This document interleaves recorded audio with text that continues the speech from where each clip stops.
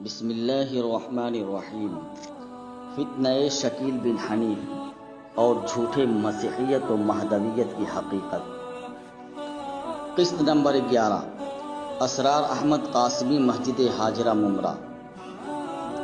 امام مہدی کی 5ویں علامت کی روشنی میں خبیث شکیل بن حنیف کا پوسٹ مارٹم۔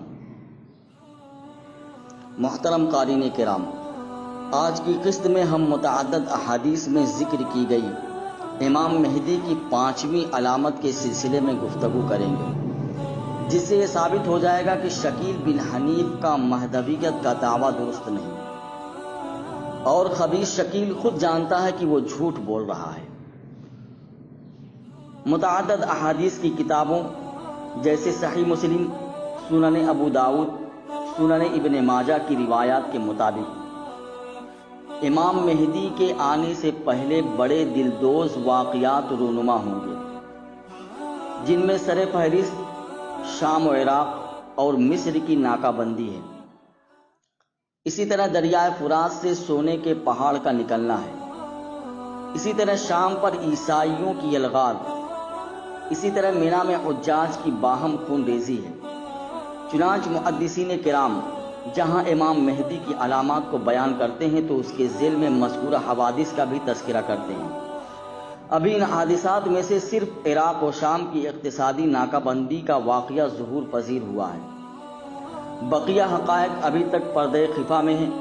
لہٰذا ان واقعات کے اور حوادثات کے ظہور سے پہلے ہی کسی کا باہر نکل کر امام مہدی ہونے کا دعویٰ کرنا دراصل رسول اللہ صلی اللہ علیہ وسلم کی ان علامات کو جھٹلانا ہے جو امام مہدی کے ظہور کے لیے شرط ہیں۔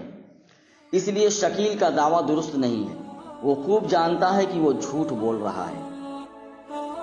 محترم سامعین و قارئین کرام، شکیل بن حنیف اور اس کے ماننے والوں کے بارے میں اس وضاحت کے بعد ہماری ذمہ داری ہے کہ ہم مہدی اور مسیح ہونے کے اس جھوٹے دعوے دار کے فتنے سے بہت ہی ہوشیار اور چوکنا رہیں، اور اپنے دوسرے دینی بھائیوں کو بھی اس سے بچائیں۔